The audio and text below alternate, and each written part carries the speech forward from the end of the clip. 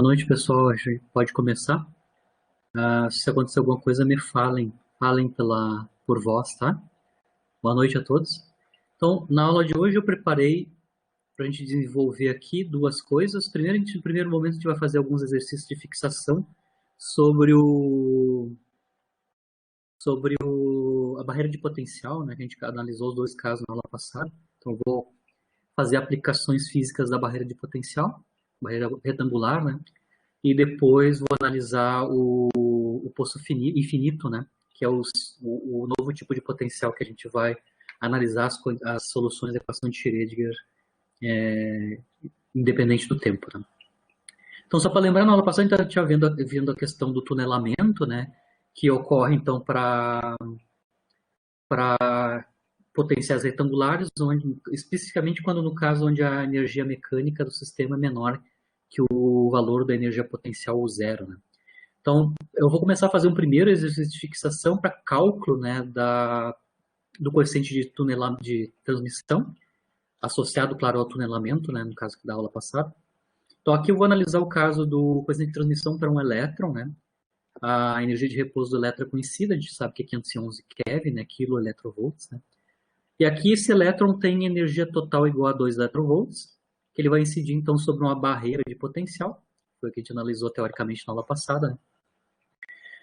Que tem altura, então U0, né, 4 electrovolts. Então aqui no caso a gente tem a energia da partícula menor, quando ela está livre, né, menor que a energia potencial em que ela vai passar. Né? E a largura dessa barreira é 10 angstroms, ou seja, 10 a menos 9, 10 a menos 9 metros. Né?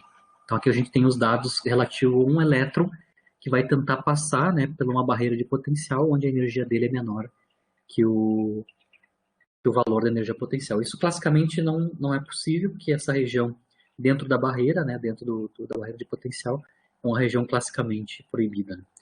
Nesse caso, a primeira coisa que a gente tem que fazer é calcular o número de onda da partícula dentro da barreira. Né?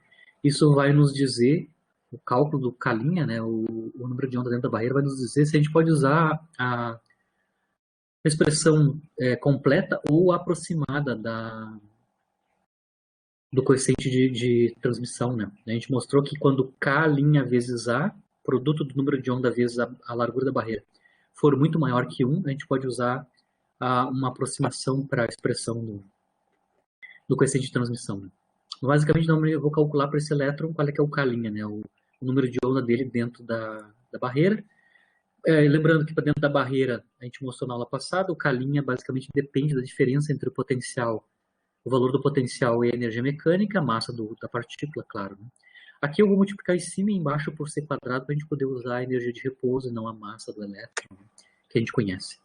Então, quando eu faço isso, eu multiplicando em cima e embaixo por c quadrado, eu tenho essa expressão aqui em termos da energia de repouso do elétron, né? A diferença aqui está trocada a ordem, né? A diferença do U0 com o E, ou seja, a altura da barreira e a energia da partícula, e h cortado c quadrado, que a gente conhece já em unidades de electrovolt vezes angstrom. Então aqui eu só estou colocando numericamente, né? A gente tem duas vezes a energia de repouso do elétron, 511 keV, ou seja, 10 na 3, né, 1000 electrovolts. A diferença entre o U0 e o E, né, 4 electrovolts por 2 electrovolts, e o h cortado c ao quadrado, que é 1973 electrovolts angstrom. Vocês conseguem ver que vai sair daqui para cá, né? Tem unidades de inverso de angstrom. Né? Eu calculei aqui numericamente, isso vai dar a 0,725 inverso de angstrom. Né? Então, quando eu calculo quanto é que é o K' vezes A, produto K' vezes A, isso vai dar o 0,75 inverso de angstrom pela largura da barreira, que é 10 a menos 9 metros, ou 10 angstroms. Isso vai dar um K' A, e o K' A entra no argumento lá exponencial ou do seno hiperbólico, né? Da expressão do coeficiente de transmissão. Então, K' A, no nosso caso, vai dar 7,25, né? 7,25, isso é muito maior que 1. Então, aqui, neste caso, para esse elétron aqui, a gente pode usar a forma aproximada para o coeficiente de transmissão T, né? Tá aqui a expressão a gente determinou na aula passada explicitamente, né? Isso é 16K quadrado. K é o número de onda fora da barreira, né? que é dependente explicitamente em termos da energia, né? E o K', a gente acabou de calcular, né? Exponencial decrescente, cujo argumento é 2 vezes K' vezes A. Tá? Aqui eu já fiz a conta para vocês. Na aula passada eu comentei, mas dá para fazer, né? O entendimento explícito de por que eu tenho as razões E sobre zero, né? Lembrando que tá aqui quando eu tenho K' quadrada, vocês conseguem ver que eu vou ter termos proporcionais a U menos E, né? E no K quadrado eu tenho E, basicamente. Vocês conseguem ver como eu tenho K quadrado em cima e embaixo, os termos de massa e de H cortado vão se cancelar. E aí eu consigo escrever essas razões aqui explicitamente só em termos da razão E sobre o zero. Então, isso daqui dá para eu escrever explicitamente como 16, né? A razão E sobre zero multiplicado por 1 menos E sobre zero e a exponencial que está aqui. Tá? Eu calculei numericamente, né? Claro, com E sobre zero, ou seja, no nosso caso, 2 sobre 4, né? 2 é energia, o zero é a altura da barreira, né? Ou seja, 1 meio, né? Então aqui eu tenho 1 meio multiplicado por 1 meio, que dá 1 quarto, multiplicado por 16, isso dá 4, né? E a exponencial tem expoente 2 menos 2 K'. K' é 2,25, então 2 vezes 2,25 é 14,5, né? Se eu calcular 4 vezes a exponencial de menos 14,5, isso dá esse número pequenininho aqui, né, que é 2,02, 10 na menos 6. Essa é o coeficiente de transmissão, usando a forma aproximada, que dá para usar, porque eu mostrei aqui, né, para o coeficiente de transmissão para esse elétron passando pela barreira, passando por uma região classicamente proibida. A probabilidade é baixa, né? A probabilidade é baixa. A gente poderia aumentar aqui a probabilidade dependendo de se a relação entre E e U é maior, certo? Esse é o primeiro exemplo do tunelamento que a gente mostrou na aula passada. Aqui eu vou fazer na sequência 2 aplicações do tunelamento, do efeito de tunelamento, né? Um é o microscópio de varredura, eletrônico de varredura por tunelamento, e o outro é o decaimento ou a emissão da partícula alfa, tá? Onde a gente vai analisar os dois casos no contexto de tunelamento quântico, né? Certo? Então, aqui no caso do microscópio eletrônico, né, onde eu não uso luz, eu uso elétrons, né?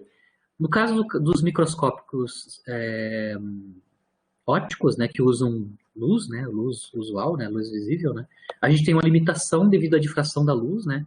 Então, os instrumentos ópticos, os microscópios ópticos, né, tem uma limitação e a gente pode calcular lá do fenômeno de difração de luz, né, que a resolução dos instrumentos ópticos é dessa ordem aqui, que é da ordem da metade do comprimento de onda da luz visível, tá? Entre 200 e 350 nanômetros é a resolução possível, máxima,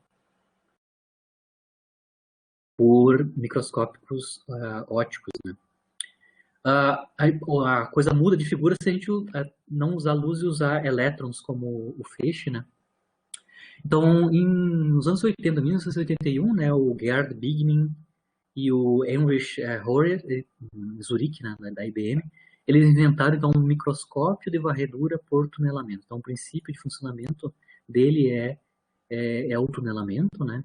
Em inglês é STM, o nome do objeto, né? O que é qual é a resolução que ele tem? A resolução dele não é metade do comprimento de onda da luz visível, mas sim resolução atômica. Ou seja, como é que ele consegue resolução atômica? E eles ganharam o Nobel em 86 por essa descoberta, né? Como é que ele funciona? Você vai mapear uma superfície com resolução atômica usando uma ponteira. Então, ela tem uma ponta metálica, certo? E você vai passar essa ponta metálica muito fina sobre o material que você quer fazer o estudo, tá? Daquela superfície. Então, você pode estudar uma superfície com resolução atômica, de ordem de angstroms, né? Certo? Ou nanômetros ou angstroms, né? Ou menos que angstroms, inclusive, né? Eu vou mostrar agora depois uma figura específica sobre o uso do microscópio. Mas o funcionamento, então, é uma ponteira. Essa ponta metálica vai, então, passar sobre o material. Então, a interface que vai ter vácuo entre o material que eu estou passando, né, o material da amostra, e a superfície da amostra e a ponteira, tá? Claro que a ponta é muito fina, de maneira que eu tenho poucos poucos átomos na ponta, tá? E aí o que vai ser feito nesse microscópio é estabelecer uma diferença de potencial entre a superfície, que eu estou fazendo o mapa, e a ponteira, tá? Quando eu estabeleço a diferença de potencial entre a ponteira e a superfície, eu vou criar uma corrente, tá? E aí o mapa dessa corrente vai me dar indiretamente, né, a medida do que está acontecendo com a superfície. Mas basicamente o que está por trás disso é usar uma ponteira, né, uma ponta metálica, e a gente vai usar o tunelamento, né, quando a gente submete por diferença de potencial, os elétrons da superfície, do elemento da superfície, né, vai migrar, vai tunelar para a ponta metálica. Tá? E aí eu vou explicar especificamente os detalhes técnicos de como é que funciona esse microscópio eletrônico, né, de varretura. Eu vou tentar aqui aumentar um pouco só para falar com as figuras sem precisar. Depois vocês leem o texto, tá? Basicamente o que eu tenho aqui, eu estava falando, eu tenho uma amostra, tá? E depois eu tenho a ponta. Eu tenho, claro, um espaço no vácuo entre a amostra e a ponta, que é bem pequeno. A distância entre a amostra, a superfície da amostra e o espaço e a ponteira, né, a ponta, é tamanho D, certo? Aqui está representado nessa figura os níveis de energia, tanto para os elétrons na amostra, quanto na ponta, tá? Então, aqui na amostra, aqui eu estou assumindo que as funções trabalham tanto para o material da amostra, quanto para a ponteira metálica, né, a ponta metálica, são as mesmas, né? Então, o φ aqui é a função trabalho para esses materiais, tá? Estou assumindo que são iguais. O que está acontecendo aqui, mostrando em cinza, são os níveis de energia preenchidos pelos elétrons. Lembrando aqui, eu não sei quanto vocês lembram de física lá da química do segundo grau, né? Então aqui a gente tem claro que são elementos com um número atômico grande, então são átomos de muitos elétrons, né? Então a gente tem preenchimento dos níveis de energia. Aqui o cinza mostra os preenchimentos dos níveis ocupados por elétrons, tanto na amostra quanto na ponteira, né? Até um nível máximo preenchido, que é chamado energia de Fermi, tá? Então, para elétrons que obedecem ao princípio de exclusão de Pauli, né, a energia dos elétrons no último nível de energia ocupado é chamada energia de Fermi. Então, aqui em pretinho, estão as energias de Fermi, que é a energia dos elétrons que ocupam os elétrons mais energéticos, né, que ocupam as últimas camadas, aqui. E, claro, eu tenho níveis de energias até chegar no vácuo, né, que estão representadas aqui em branco, que são os estados ocupados, que não estão ocupados por elétrons. Então, a gente mostra aqui os estados ocupados até a energia de Fermi, EF, e os espaços brancos, né, os espaços vazios, os estados não ocupados em branco. Os estados não ocupados aqui na amostra em branco, basicamente, nos dão a função trabalho, né? A função trabalho, basicamente, é a diferença entre a energia de Fermi e a energia associada ao vácuo aqui, né? A diferença entre essas duas energias, EF e a energia do vácuo, te dá a função trabalho. Lembrando que a função trabalho lá não foi diferença elétrica, é quanto de energia a gente tem que entregar para o elétron, né, para ele ser arrancado, né, do metal. Então aqui a gente está só identificando a função trabalho com a diferença entre a energia de Fermi, que é a energia dos elétrons na última ocupação, e o vácuo, certo? E eu tenho elementos aqui, o vácuo, que tem tamanho D entre a amostra e a ponteira, certo? Aqui não tem diferença de potencial entre a amostra e a ponteira. Lembrando que como os elétrons ele obedece ao princípio de exclusão de Pauli, para os elétrons passar da amostra para, ou seja, tunelar, né, por essa criatura aqui, né, ou seja, tunelar através de uma barreira de potencial que é basicamente cuja altura é a função trabalho, né, e a distância, a largura dessa barreira é D, né, para passar aqui, para esses elétrons passar da amostra para a ponta, eles não podem passar de um ocupado por um ocupado, ou seja, daqui para cá, né, porque eles obedecem ao princípio de exclusão de Pauli, como já está ocupado, eles não podem. Eu só posso ter 2 elétrons em cada nível, né? Então, eu só posso ter passagem de elétrons da amostra para a da ponta, ou seja, níveis de energia aqui do elétron na amostra para estados vazios aqui na ponteira, só se eu estabelecer uma diferença de potencial, ou seja, eu tenho que ter estados ocupados aqui na amostra com um nível de energia maior, com uma energia de Fermi maior, que aqui na ponta. Aí sim, os elétrons podem passar para os estados vazios na ponteira, e aí sim eu vou ter o tunelamento, né? Senão eles não conseguem passar por princípio de exclusão de Pauli, né? Não tem espaço para preencher na ponteira. Então, o que o pessoal faz é, essa segunda figura aqui, né? É estabelecer uma diferença de potencial, então, aqui, né? Entre a ponteira e a amostra. Com isso, a gente tem um aumento na energia de Fermi. Lembrando que a energia de Fermi, sem a diferença de potencial, é a energia dos elétrons na última camada ocupada, né? Quando eu estou dando energia para o sistema através de uma diferença de potencial, né? Os elétrons vão subir de nível, claro, né? E eu vou ter uma nova energia de Fermi que é maior que a anterior, certo? Que é a que está tracejadinho aqui, só para vocês lembrarem. O tracejadinho aqui, a gente tinha a energia de Fermi anterior. Então eu tenho uma energia de Fermi maior. Agora eu tenho elétrons com energia maior, né, ocupando níveis de energia maiores que aqueles que estão sendo ocupados na ponteira metálica. Então, agora sim, quando eu estabeleço a diferença de potencial, claro, eu continuo tendo uma função trabalho aqui, que é a função de trabalho do material, mais a diferença de potencial aqui, né? Então, eu vou ter migração, ou seja, tunelamento dos elétrons aqui, desses níveis de energia, que tem energia de Fermi, para os espaços, para os estados vazios, os estados sem elétrons na ponteira. Esses elétrons passando para a ponteira, eles passam por uma barreira de potencial constante, basicamente constante, se a diversidade de potencial não é muito grande, basicamente a altura da barreira é a função trabalho, que a gente conhece para cada material, e a largura, basicamente, é a largura D aqui.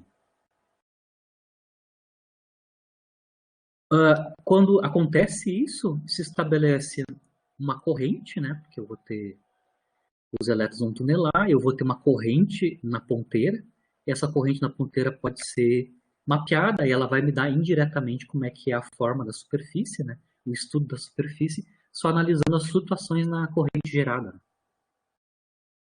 através do tunelamento desses elétrons da amostra para a ponteira, né? Aqui está um desenho esquemático da ponteira, né? Tem a amostra, tem a ponteira, ele vai analisando aqui, mapeando, né, a amostra, e com isso eu vou estabelecendo correntes. Então aqui basicamente está o close, né, entre a ponteira muito fininha, onde a ponta é muito fina mesmo, tá? A ponta tem poucos átomos, bem em ponta da ponteira tem apenas um átomo, e aqui a gente tem os átomos da amostra, né? Os átomos da amostra, e aqui a gente tem os elétrons tunelando, se a gente estabelece a diferença de potencial entre a ponteira e a superfície, né? Certo? Varredura, porque a gente varre todo o material usando essa ponteira e mapeando as correntes geradas devido ao tunelamento, né, dos elétrons, né? Basicamente, então, a gente conhece como é que funciona o coeficiente de transmissão, né? Qual é, que é a probabilidade de eu ter transmissão do elétron da amostra para a ponteira, né? Isso só pode ser possível quando a gente estabelecer uma diferença, né, nos níveis de energia devido à introdução da diferença de potencial, né? Potencial V, obviamente as energias que esses elétrons vão ter da ordem de electrovolts, né? Aqui eu vou calcular como é que fica a probabilidade de tunelamento, a gente já conhece, né? Então, no nosso caso aqui, a diferença entre o máximo da energia potencial e a energia da partícula vai ser basicamente a energia trabalho, a função trabalho φ, né? Então, aqui a diferença entre o zero e o I é a função trabalho. Claro que a função trabalho pode ser escrita em termos do número de onda da partícula, dos elétrons, né? Dentro da barreira, né? Que é o K', né? E as energias desses elétrons, quando eles estão livres, né? Que vão passar do último estado ocupado para a ponteira, eles têm uma energia igual à energia de Fermi, né? Que é proporcional ao quadrado do número de onda, né? Desses elétrons. Eu só estou mostrando aqui qual é que é a dependência dos números de onda fora e dentro da barreira, e a energia de Fermi e a função trabalho, certo? Se a gente tem as condições tais que, como a gente mostrou antes, eu posso usar a expressão aproximada, né, do coeficiente de transmissão, onde o K', né, o K' vezes A é muito maior que 1, né? certo? A gente, claro, A igual a D, né? A gente consegue calcular explicitamente quanto é que é o coeficiente de transmissão, ou seja, a probabilidade de transmissão, né, dos elétrons da amostra para a ponteira. Acabei de mostrar ali, né, 16, pode ser escrito os fatores, né, que são K, e para elas todas pode ser escrito em termos das energias e do zero, né, lembrando aqui, né. Essa é a expressão aproximada, né, lembrando que o K e o K' pode ser escrito em termos de E e de U0. A gente pode calcular, como a gente fez no caso anterior, e mostrar que, então, o coeficiente de transmissão, em termos da energia e da função trabalho, tem esta cara, né, explicitamente. Né?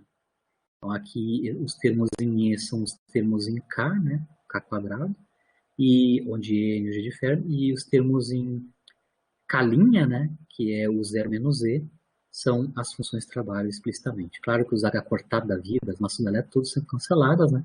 E aqui dentro da exponencial, a gente tem menos 2K' vezes A, né? Onde aqui a gente tem K' explicitamente, né? Escrito em termos da função potencial, da função trabalho, né? Você consegue ver aqui que K', né, é raiz quadrada de 2 vezes a massa do elétron, φ dividido por H cortado, né, explicitamente. O 2 vem da expressão aproximada. E aqui o A, a largura da barreira, é a distância D no vácuo. Né? Então aqui tem a expressão aproximada da probabilidade de tunelamento, mas isso não basta para calcular a intensidade da corrente. Né? Claro, se eu estou com maior probabilidade de tunelamento, eu tenho mais elétrons passando, a corrente vai ser maior, mas também ela vai ser maior se eu tenho mais estados também eletrônicos para a passagem, que é proporcional, claro, à diferença de potencial que eu estou usando. Se eu uso uma diferença de potencial maior, eu vou aumentar a energia de Fermi, com isso eu tenho mais estados de elétron acima dos estados ocupados na ponteira, né? E aí eu posso ter maior passagem de elétrons também. Então a corrente aqui que vai ser gerada pelo tunelamento depende de duas coisas. Depende do coeficiente de transmissão, ou seja, a probabilidade de tunelar, basicamente, de cada elétron, mas também quantos elétrons eu tenho para tunelar, ou seja, quantos estados de elétron ocupados na amostra estão maiores que os estados vazios, né, na ponteira. Então, eu consigo mostrar que a dependência geral, né, é tanto de V, ou seja, quanto maior o potencial, mais estados de elétrons na amostra eu vou ter para passar, e também a dependência no coeficiente de transmissão que eu acabei de mostrar, cuja dependência principal aqui é exponencial na distância, né, entre a amostra e a ponteira. Então, o D está aqui explicitamente, eu consigo reescrever, né, toda essa quantidade que está aqui acompanhando o D como sendo o inverso de um lambda, tá? Que é um comprimento de onda, né? Aqui explícito, né? Só o inverso dessa criatura aqui, a menos do 2, eu passei o 2 para dentro, vira 8, né? Passei esse 2, fica um 4, né? Eu tenho um 8, papai, e o H cortado C da vida, botei C de novo. Multipliquei em cima e embaixo por C quadrado para a gente ter sempre a energia de repouso do elétron, né? E o H cortado, a constante H cortado C. Mas igual, eu consigo mostrar que a corrente gerada através do tunelamento, ela é proporcional à diferença de potencial e também à largura da barreira, né? E também da dependência com esse lambda, né? A gente vai ver que esse lambda aqui é um comprimento característico, né? Se o lambda for da ordem ou menor que a distância entre a superfície e a ponteira, né? Eu vou ter correntes apreciáveis, né? Então, o lambda é uma quantidade que vai nos controlar o grau de apreciabilidade da corrente que vai ser gerada através do tunelamento, né? A gente pode até calcular isso especificamente, né? Mas dá para calcular quanto é que é lambda para um dado material e ver para que distâncias, né, qual é a relação entre D e lambda, para que eu tenha correntes razoáveis, né, mensuráveis. Né? Então, eu só vou ter correntes apreciáveis se o D aqui, né, entre a ponta e a amostra, não for muito maior que lambda. Né? Se for, é isso que vai decair exponencialmente com D. Né? Especificamente por causa do... Aqui estou fazendo a conta do cobre, né? Por exemplo, se eu calcular quanto é que é essa quantidade, esse comprimento característico no caso do cobre, né? Elétrons no cobre. Então, eu tenho aqui a energia de repouso do elétron e eu tenho a função trabalho para o cobre. A gente, em algum momento, já mostrou que a função trabalho para o cobre é 4,7 electrovolts, né? Isso vai nos dar, então, um comprimento característico, se eu calcular numericamente. Isso vai nos dar um lambda que é da ordem de 50 picometros. Pico é 10 menos 12, né? 10 menos 12 metros. 50 picometros é o tempo, é a comprimento característico por causa do cobre aqui no, no material, né? Claro que o microscópio ele pode cobrir sensibilidades, né, maiores, ou seja, resoluções maiores que o caso eletrônico, né? Então o pessoal consegue mostrar que para correntes muito baixas, eles conseguem medir corrente baixíssima, né? Na ordem de 1 picoampere, né? Isso só é possível medir usando um aparelho muito específico, que são usando cristais piezoelétricos, né? Para medir corrente muito fraquinha, tem que ter uma técnica especial que é o uso do fenômeno da piezoeletricidade, né? Então a gente tem que usar sistemas piezoelétricos para medir essas correntes baixíssimas, mas eles conseguem medir na ordem de picoamperes, né, muito baixos. Isso vai implicar então que as distâncias que eles conseguem cobrir entre a ponta da amostra pode chegar até da ordem de nanômetros. Uma distância muito pequena, né, nanômetrica entre a ponteira e o material. Né. Se eles conseguirem a ponteira com poucos átomos, como é o caso da representação que eu tinha mostrado na figura anterior, né, eles varrem a superfície, mapeando os altos e baixos, né, da corrente. Então, os altos e baixos da corrente vai indiretamente dizer como é que é a estrutura da superfície, né, que vai ter uma resolução, claro, atômica, né, resolução muito baixa, né, comparado com um óptico, né. Então, aqui eu tenho uma figura real, realística, né, da representação de como é que é uma superfície de, acho que silício, tá? Então, a superfície de silício, tá? Mapeada usando esse microscópio eletrônico de varredura por tunelamento. Né? A gente consegue ver todas as estruturas da superfície e veja o importante aqui é a ordem de grandeza dessa escala que está aqui, né? Esse tamanho aqui, que é mais ou menos entre dois favinhos desses aqui, dois buraquinhos desses aqui, né? É da ordem de 5 nanômetros, tá? Então a gente consegue fazer resolução altíssima aqui da superfície usando uma técnica que envolve tunelamento quântico, né? Basicamente tunelamento de elétrons, né? Entre a amostra e uma ponteira, e esse tunelamento é devido à diferença de potencial, né, que é aplicada entre a superfície da amostra e a ponteira. Né? Então aqui é o caso específico do silício, né, que está sendo medido com esses tipos de microscópio. Né? Aqui os escuros e os claros têm a ver com correntes mais baixas e correntes menos baixas. Né? Basicamente, o que essa figura que está representando os valores das correntes que vão mapear diretamente a forma, né, da estrutura da superfície. Né? Até aqui tem uma resolução tão grande que átomos individuais e colunas, né, e lacunas, perdão, são observados, né, no caso do silício. Né. Isso ali é um dos exemplos onde a gente tem tecnologia aplicando o efeito de tunelamento de elétron, no caso. Né. O outro exemplo físico que eu vou dar de tunelamento é o decaimento alfa, né? Ou seja, a emissão por certos núcleos muito grandes, né, de partículas alfa, que basicamente é um núcleo de hélio. Né? O modelo que já é vigente desde o início da mecânica quântica ondulatória, em 1928, o Gamow e outros, né, modelaram o decaimento alfa como sendo o tunelamento da alfa de dentro para fora do núcleo, né? Dentro ela está confinada e fora ela está sujeita a um potencial repulsivo coulombiano, né? Basicamente. Eu vou dar detalhes de como é que é, o que é o decaimento alfa e como é que a gente modela, né, o decaimento alfa. Né? Então a partícula alfa, basicamente, ela é constituída de 2 prótons e 2 nêutrons, né? Então ela tem carga mais 2, né? E tem a massa da ordem de 4 vezes a massa do próton, né? 2 prótons e 2 nêutrons, ou seja, são núcleos de hélio, né? O núcleo de hélio tem 2 prótons e 2 nêutrons. Então partículas alfa nada mais são que núcleos do átomo de hélio, né? E elas são emitidas quando ocorre decaimento de certos núcleos pesados, né? Por exemplo, aqui eu dou o exemplo do urânio 238, que é um núcleo muito pesado, né, instável, e o 238 emite partículas alfa, um dos canais de decaimento. É o urânio 238 emitindo alfa, e claro, a geração de um novo núcleo, né, que é o tório 234. Tá? Quando a gente decai por alfa, o número de massa atômica decai por 4, né, porque eu vou por fator 4, porque eu tenho perda de 2 prótons e 2 nêutrons, ou seja, 4 nucleons, né? E a carga fica menor por carga menos, por carga 2, né? Então aqui o urânio vai perder 2 cargas de próton, né? 2 cargas positivas, e automaticamente ele vai virar o elemento com número atômico igual ao do tório.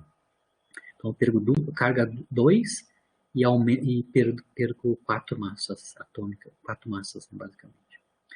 Esse é um exemplo do urânio, né? O urânio e o tório emitindo alfas, isso é típico para elementos muito, muito grandes, né? Com um número atômico muito alto. Um número de massa atômica alto, né? A emissão da alfa, basicamente, foi modelada, né, usando mecânica quântica em 28 pelo Gamow, Condon e Gurney, né? Basicamente o Gamow, que é o modelo chamado modelo de Gamow. Em 28, lembrando que em 26 só o Schrödinger tinha publicado o artigo da equação de Schrödinger, né? Então, logo depois da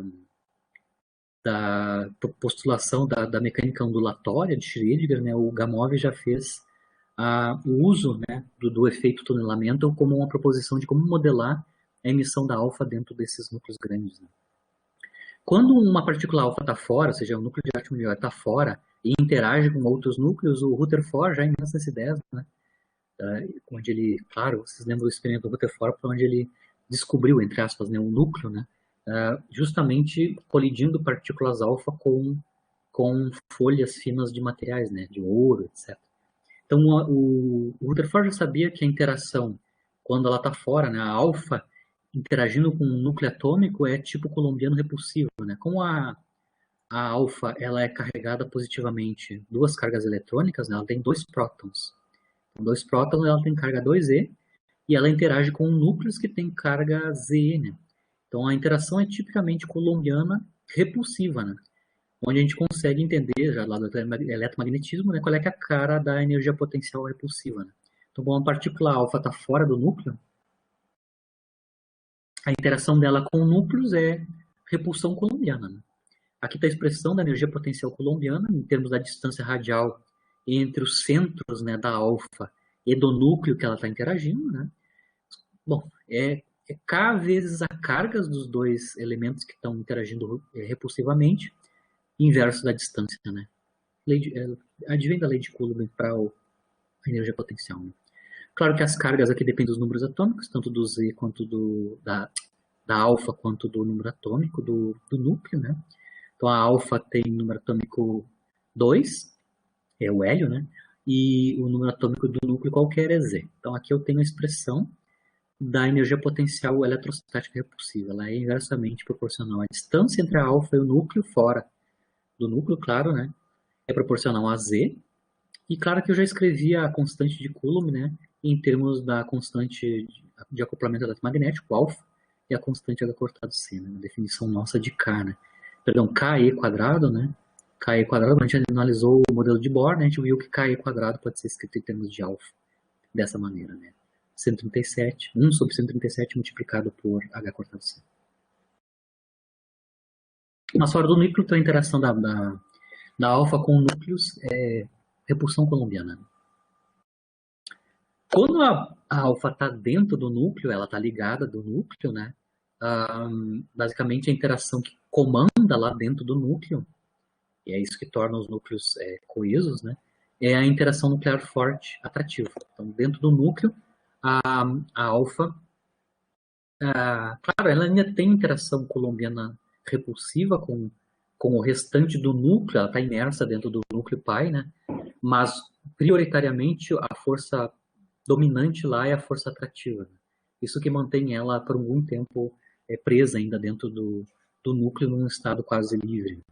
Então, basicamente, quando a gente faz modelos de potencial nuclear, o potencial, a energia potencial estípica da partícula alfa dentro do núcleo é basicamente tipo um poço finito, né, de potencial, certo? Eu vou mostrar aqui, claro, já uma figura onde eu tenho uma representação de quanto é que vale o potencial, a energia potencial, né, o U de X, para uma alfa fora e dentro do núcleo. Fora do núcleo, como o Rutherford já mostrou, né, o potencial é colombiano repulsivo. E o U de R aqui é R, né? Distância radial entre o centro da alfa e o centro do núcleo que está interagindo. Basicamente, é a lei do universo da distância aqui para o potencial colombiano nuclear. Claro que quando chega aqui, o R aqui é o raio nuclear, tá? Quando ela chega em ordens da grandeza do raio do núcleo, para dentro do núcleo, ou seja, para distâncias radiais menores que o raio do núcleo, eu troco, há uma mudança do potencial, deixa de ser, continua sendo colombiano repulsivo, mas eu tenho uma dominância do potencial atrativo forte, né, força nuclear forte dentro do núcleo. Tem basicamente essa forma aqui, tá? Se vocês lembram, isso aqui é tipo um poço, a gente vai ver logo a seguir aqui, né? Só que é um poço finito, ele tem isso é um poço, né? Mas só que a altura dele é finita, ela não é infinita a largura. Então, dentro do núcleo é um poço finito e fora é um potencial tipo colombiano repulsivo, tá? Aqui está a energia da alfa, basicamente a gente mede a energia mecânica da alfa medindo quanto é aquela energia cinética dela fora, quando ela é emitida, né? A gente sabe a ordem de grandeza da energia cinética da alfa quando ela está livre, então basicamente isso dá a ordem de grandeza de E, né? É o E, né? É o E da partícula, tanto fora quanto dentro do núcleo, né? Vocês conseguem ver que claramente aqui, para ela passar para fora, ou seja, ser emitida dentro do núcleo, ela tem que passar por essa barreira aqui, tá? Uma barreira colombiana, a combinação de colombiana com a potencial atrativo do núcleo, né? Que tem uma certa largura e tem uma certa altura, certo? A única diferença com a aula passada, claro que aqui é um caso bem mais complicado, onde a barreira aqui de potencial não é retangular, ela, na maior parte do tempo ela cai com a distância radial. Então a diferença aqui tem a ver com a forma da barreira, mas o fenômeno em si é o tunelamento. Ela está tunelando por um potencial, que é o potencial basicamente repulsivo colombiano a partir do raio do núcleo, né, para fora do núcleo, certo? Então ela vai ter que fazer essa passagem aqui para conseguir ser emitida, né? Vejam bem que seria o caso classicamente proibido aqui, né? A energia potencial é maior que a I da EMEC, né? Que a I da partícula alfa dentro do núcleo, né? Isso aqui, essa região aqui, ela não, se ela, do ponto de vista clássico, uma alfa nunca sairia de dentro do núcleo, porque ela teria que passar por uma região classicamente proibida, né? Então o Gamow e outros em 1928, né, modelaram então a emissão da partícula alfa como sendo um fenômeno de tunelamento quântico, né? No caso clássico, ela não tem como sair de dentro da barreira, né? De dentro do núcleo, obviamente. Mas se ele permitir tunelamento, é claro, aí a gente tem que calcular quanto é que é a probabilidade de transmissão, né? A gente consegue calcular a probabilidade de saída de emissão da alfa. Então, no caso deles, o Gamow, né, em 28 propôs que a alfa então tunela, e aí, claro, a gente vai ter que calcular quanto é que é a cara, né, específica do coeficiente de transmissão, mas isso não é o único fator que entra aqui no caso da emissão da alfa, né? Dá para mostrar claramente, eu não vou entrar em detalhes aqui, porque não é o nosso tema, isso provavelmente vai ser visto na física do século 22, né? Século 20B, século 20B, né? Física do século 20B vai ter física nuclear, né? Introdução à física nuclear. Mas no modelo do Gamow, a constante de decaimento para o decaimento alfa, basicamente é o produto da frequência de chegada da alfa na barreira, que isso dá para basicamente ser calculado a partir do tamanho do núcleo e da velocidade em que a alfa anda quase livre dentro do núcleo. Obviamente isso vai dar uma frequência de chegada na superfície, onde na superfície eu tenho o máximo do potencial repulsivo colombiano com o núcleo onde ela está imersa, né? E multiplicado isso, a constante de decaimento, então é a frequência de chegada na barreira vezes o coeficiente de transmissão. Então, para calcular a constante de decaimento, e isso é mensurado, né? Tu pode medir do experimento quanto é que é a constante de decaimento no elemento instável, tu consegues modelar teoricamente, escrevendo essa constante de decaimento que pode ser mensurado experimentalmente com dois entes teóricos, né? Uma que é o T, que vem da hipótese de tunelamento da alfa, e outra da frequência de chegada da barreira. Tá? Essa frequência em geral é bem alta. E aí tu vai ter a constante de decaimento medidas, escrita, né? Em unidades de Hertz, né? Que vem basicamente da frequência da barreira, né? Porque o T é adimensional, né? Então o produto da frequência em Hertz com o T vai dar um lambda escrito em Hertz, né? Constante de decaimento. Além do decaimento alfa, que é modelado por um tunelamento, né? O inverso também pode ser modelado com tunelamento. O inverso da emissão alfa é fusão nuclear, né? Então, tu pode ter dois núcleos e você vai ter os dois núcleos, claro, os núcleos são partículas carregadas positivamente, né? Elas interagem repulsivamente. Para você ter fusão nuclear acontecendo, você tem que aproximar suficientemente para que a distância entre os núcleos seja da ordem de femtometros. Tá? Para fazer isso, os núcleos vão ter que passar, um dos núcleos vai ter que passar pela uma barreira de potencial coulombiana repulsiva. Tá? Então a fusão nuclear também pode ser modelada por um processo de tunelamento. No caso aí é tunelamento de núcleos passando por uma barreira de potencial coulombiana, de maneira que ele consiga chegar bem próximo do outro núcleo e aí ocorrer a fusão. Né? Lembrando que para haver fusão, a força nuclear tem que estar dominando, né? E a força nuclear forte ela domina só para curtíssimas distâncias, que é para distâncias da ordem de 1 femtometro para baixo, menor que 1 femtometro. Então eu consegui fazer isso só no caso de tunelamento, né, das partículas, dos núcleos, né, se eu não tenho temperatura ou energia suficientemente alta. Dá para mostrar que em estrelas, mesmo com a temperatura alta, onde a energia é tipicamente termal, né, proporcional a kT, a energia dos núcleos, né, mesmo com a temperatura alta, a energia média típica dos núcleos dentro de uma estrela é pequena, comparada, claro, com a barreira que elas vão ter que passar. Então, só acontece isso graças à passagem da barreira de potencial repulsivo. Né? Então, eu posso pensar que a fusão nuclear é um tipo de um decaimento beta ao inverso. Né? Eu tenho entrada dentro de uma barreira e passando por ela um núcleo em direção ao outro, né? Até se fundir num único núcleo, né? Entregando mais energia. Mas, basicamente, a ideia para a fusão nuclear é muito parecida com o caso do modelo do Gamow para emissão de alfa. Né? No caso da alfa, ela sai de dentro do núcleo, que está quase livre, para fora, passando pela barreira coulombiana. Na fusão, eu passo de fora para dentro, né? Através de uma barreira coulombiana repulsiva. Né? Então, mostrando para vocês a energia potencial para alfa é essa daqui. Basicamente, é um poço, ela tem uma energia, ela tem que passar pela essa barreira. Né?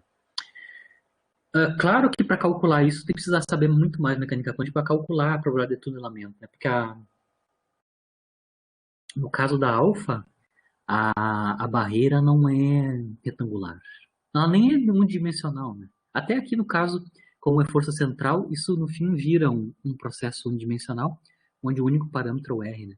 Mas aqui é um caso bem mais complicado, onde a barreira não é constante, né? Ela muda com a distância radial. Ou seja, da maneira que a partícula alfa vai se afastando do raio nuclear, eu tenho mudança caindo 1 sobre R, né? O potencial. Então tem um potencial que não é constante, então é parecido com o que a gente calculou na aula passada, o retangular, mas tem maneiras de como calcular. Uma maneira mais simples de calcular o tunelamento aqui, o coeficiente de transmissão, é considerar essa barreira que cai com sobre R como uma sequência de barreiras retangulares com tamanhos cada vez menores. Né? Ou seja, partilhar, né, cortar essa barreira e modelar ela como uma série de barreirinhas retangulares subsequentes. Né? Isso é uma maneira de calcular. Aqui eu não vou fazer esse tormento com vocês, lá na física nuclear é feito esse procedimento, né? Eu vou assumir aqui, bem simploriamente, né, que eu vou aproximar que o valor da barreira pode ser aproximada como retangular, onde eu vou tomar a altura dessa barreira como sendo metade do máximo aqui da energia potencial repulsiva. Claro, isso é uma ordem de grandeza, tá? Só para a gente aprender a calcular isso, né? Qual é que é o coeficiente de transmissão típico de uma alfa, de um decaimento alfa. Né? Então aqui eu vou calcular explicitamente para vocês o coeficiente de transmissão para emissão de uma alfa, não do urânio, mas por polônio, né? Polônio 212, né? Onde o valor máximo do potencial colombiano repulsivo do polônio, da alfa com o polônio 212 é 26,4 MeVs, mega eletrovolts, né? A largura da barreira é sabida, é da ordem de 17,9, 18 femtometros, né? É femtometros, é muito pequenininho a largura da barreira, comparado com os casos eletrônicos que a gente viu, que é da ordem de angstroms, né? A energia da alfa, dentro e fora, quando ela está livre do núcleo, é 8,78, quase 9 MeVs, né? Mega eletrovolts, né? Então essa aqui é a energia natural das alfas emitidas nos núcleos, né? É da ordem de alguns MeVs. Né? Aqui, claro, o potencial que eu mostrei para vocês não é constante, né? Eu vou assumir que ele é constante e a altura, como ele não é retangular, eu vou assumir que a altura é a altura média, a metade do valor máximo do potencial repulsivo colombiano. Tá? Isso é o 26,4, eu vou dividir pela metade, aí eu vou aproximar a altura do potencial como sendo retangular dessa forma. Então aqui eu tenho o decaimento do polônio 212 vai para o chumbo 208, né? Então do polônio para o chumbo eu tenho um decréscimo de ordem 2 no número atômico e um decréscimo de ordem 4 no número de massa atômica com a emissão da alfa, né? Aqui eu desenhei um esquemático que eu estava mostrando para vocês, né? Aqui já tem até as funções de onda quadrado, né? Módulo quadrado. Dentro e fora da barreira, né? Então aqui eu tenho a representação da energia mecânica da alfa, que é essa constante aqui, né? Que é do... Que no nosso caso é o quase 9 MeVs, né? 9 MeVs é constante. Aqui em achurado cinza, aqui em preto, na verdade, aqui, ó, é o potencial coulombiano repulsivo, que é máximo, valendo o 26,4, cá em cima. Ela tem, claro, cai com o inverso da distância. A largura a largura da barreira, em geral, é medida como a distância entre o máximo do potencial e onde a energia mecânica da alfa é igual à energia potencial. Então, aqui a largura da barreira é definida dessa maneira, né? Então é a distância radial correspondente ao máximo da energia coulombiana repulsiva e onde a E corta o gráfico da energia potencial. No nosso caso da alfa, isso aqui é da ordem de 18 femtometros. Né? Então é 10 menos 30, por aí vai dar os 20 femtometro típico ali para a largura da barreira. Então a largura da barreira é definida dessa maneira formal aqui para alfas, né? Como eu estava falando para vocês, como aqui ela é dependente da distância radial, eu vou usar uma barreira retangular, certo? Só que a altura eu não vou usar a altura máxima, eu vou usar a metade disso, tá? Vou cortar no meio.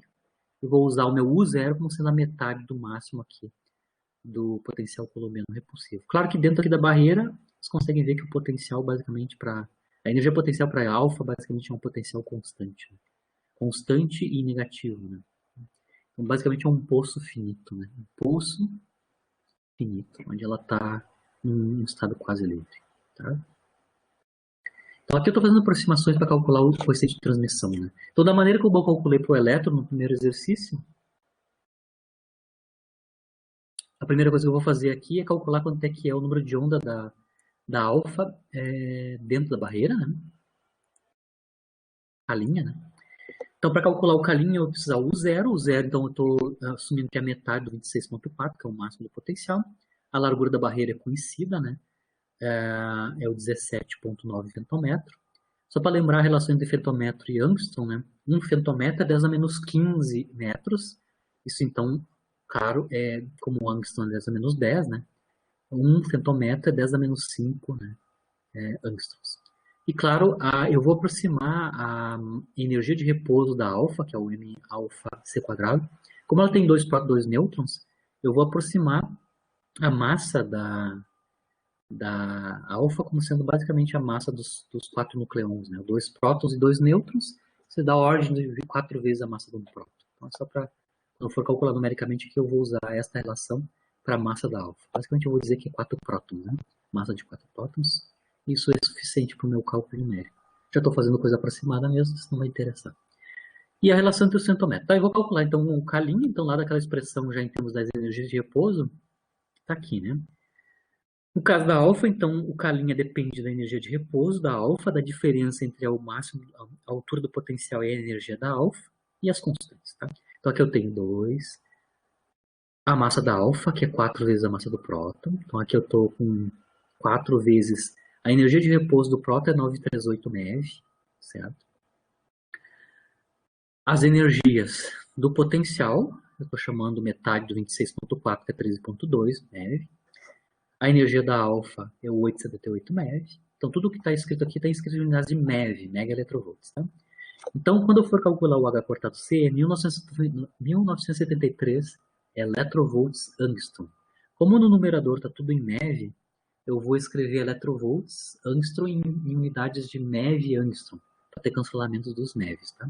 Então 1973 eletrovvolts pode ser escrito em termos de MeVs, né, mega eletrovvolts, dessa maneira, né? Então 1.973, 10 a menos 3 mega eletrovvolts. É mega 10 na 6, né? 10 na 6. 10 na menos 3 com 10 na 6 dá 10 na 3. 10 na 3 vezes esse cara dá 1973, que é o que a gente já conhecia antes.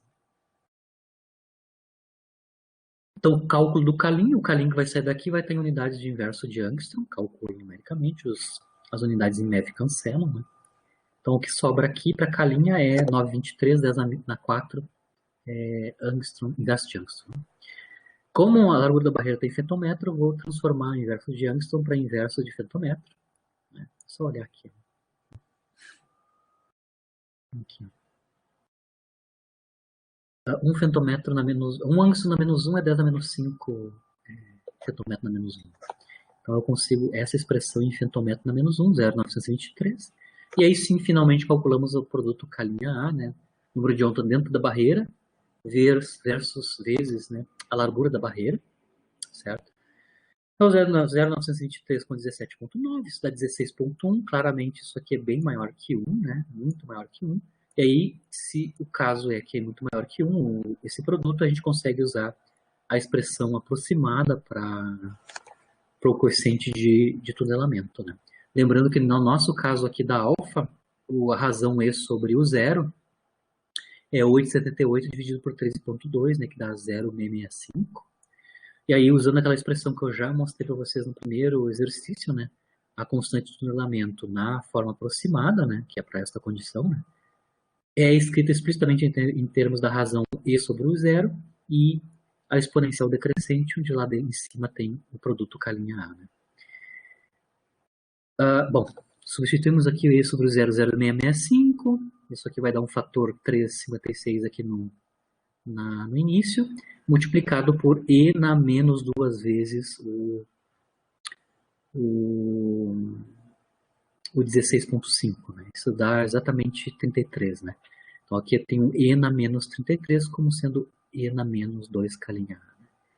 Bom, transformada em potência de 10, né, essa exponencial em potência enorme, negativa aqui, né, isso dá da ordem de quase 2, 1,66, 10 na menos 14,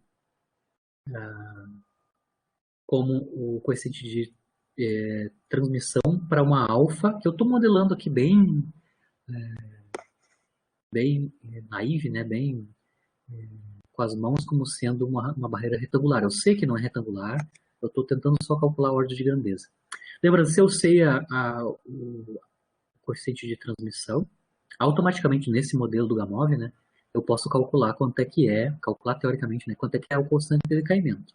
Eu vou multiplicar esse coeficiente de tunelamento pela frequência de chegada na barreira, certo? A frequência da chegada à barreira é da ordem de 10 na 13 Hz, por aí, é bem alta a frequência. Isso significa que, para essa minha conta aqui da alfa tunelando no polônio 212, eu vou ter alguns hertz para o valor da constante de decaimento como modelo, né? Certo? Mas aqui eu estou usando o decaimento alfa, fazendo essa conta rápida, só para a gente usar os dados experimentais reais, né, realísticos, né, para uma alfa tunelando no polônio 212. Né? Só como um exemplo a mais de como usar o processo de tunelamento. Não é a conta completa, ainda teria que calcular quanto é que é a frequência de chegada na barreira a partir da velocidade da alfa dentro, né, dentro do núcleo, né, mas a gente consegue calcular muito rapidamente quanto é que é a velocidade da alfa dentro do núcleo, que basicamente dentro do núcleo está livre, né, quase livre, então a energia mecânica basicamente é cinética, né, então se eu sei quanto é que é a cinética dentro do núcleo, que é basicamente essa 8,78 MeV, né, automaticamente eu consigo escrever isso, a velocidade da alfa em termos da energia mecânica, né. Eu só preciso recalcular quanto é que é a velocidade em termos da energia mecânica, para calcular a frequência, né, de chegada na barreira. Que não basta tunelar, né? Para ela tunelar, ela tem que estar na porta aqui da barreira para passar. Né? Se ela está lá no meio do núcleo, lá pro outro lado do núcleo, ela não vai tunelar, né? Tem que estar aqui na chegada da barreira, indo em direção para fora do núcleo. Então, tem que levar em consideração essas duas quantidades. Eu vou deixar lá para a lista de exercício, para os nossos exercícios da semana, o cálculo correspondente para a fusão nuclear, né? Que é o inverso do decaimento alfa. Né? Tem dois núcleos, onde um dos núcleos vai, então, tunelar, né, pelo potencial coulombiano. Em geral, a fusão, o processo mais comum nas estrelas é próton-próton. Né? Então, não é núcleo, né? É próton, dois prótons. Um dos prótons, claro, como são prótons, eles estão interagindo repulsivamente coulombianamente, né? Mas um dos prótons vai ter que passar por então essa barreira coulombiana repulsiva para chegar suficientemente perto para ocorrer a fusão, né? Ou seja, tem que ter pelo menos distâncias menores que 1 femtometro entre os dois prótons para haver a fusão, porque lá é onde é o domínio da força nuclear forte. Né? Isso eu encerro então a questão das exercícios de fixação para o tunelamento que a gente viu na aula passada, os dois casos físicos, né? A gente viu em detalhes. Passamos para o próximo potencial, que eu vou analisar hoje, que é o potencial de poço infinito, né? Aqui está a expressão matemática para a energia potencial em termos de x, né? Para o poço. Então, basicamente, o poço infinito é o seguinte, o valor do potencial é infinito à esquerda de x menos a sobre 2 e infinito à direita de x é igual a mais a sobre 2. E tem uma região entre menos a sobre 2 e a sobre 2, cuja largura é a também, né? Onde o potencial é nulo, certo? Vou tentar mostrar para vocês aqui a figura. É isso aqui. Tá? Então, aqui a minha U de x tem esse comportamento. Simetricamente em torno da origem, A sobre 2, né? Distância A sobre 2, o valor do potencial é infinito. Infinito. E dentro do potencial é zero. Então, a partícula é livre dentro do poço, certo? E não pode existir fora, porque para ela sair para fora deste poço, eu teria que dar energia infinita para ela, né? Porque, lembra? A energia potencial aqui é infinita fora do poço. Tá? Isso vai nos dizer como é que se comportam as funções de onda dentro e fora do poço infinito. Tá? Então, voltando aqui, essa aqui é a área do potencial. De novo, a gente tem descontinuidades no potencial, né? Nas regiões de interface, né? Mais ou menos A sobre 2. Certo? Para a questão da solução da função de onda, é tranquilo, não precisa nem calcular de novo a equação de Schrödinger independente do tempo, porque são simples os casos para as três regiões. A gente tem três regiões, né? Fora e dentro do poço. Então, a função de onda dentro do poço, como a partícula está livre, o potencial é zero, ela é modelada por superposição de ondas planas. Né? Onda plana andando para a direita, onda plana andando para a esquerda, são as duas possibilidades, né? Com o número de onda K dentro do poço. Então, a energia dentro do poço está associada com o número de onda ao quadrado. Fora do poço, claro, ela não pode existir, né? Não tem probabilidade nula de ocorrência da partícula fora do poço. Ou seja, as funções de onda são zero fora do poço e ondas planas com o número de onda K dentro do poço. Certo? Lembrando que, no caso aqui, nós temos dois coeficientes a determinar, que são as normalizações das ondas planas, né? Indo para a direita e para a esquerda. Então, só temos dois coeficientes, né?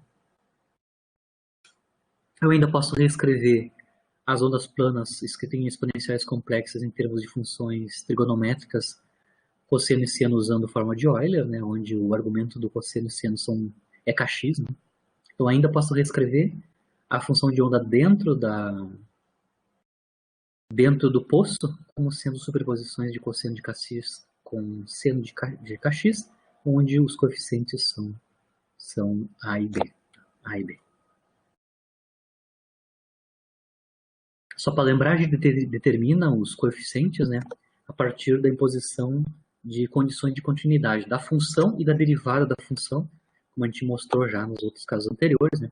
A gente determina os coeficientes a partir de duas condições de continuidade, da função e da derivada da função nos pontos de descontinuidade da energia potencial, né?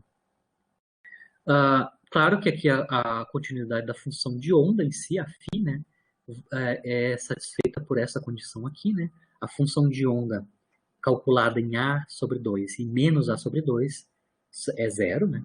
Então, para coincidir a função dentro e fora do poço, na interface, isso aqui tem que ser obedecido, né? A função de onda, para emendar uma na outra, fora e dentro do potencial, tem que obedecer essa condição, é uma condição de continuidade para a função φ.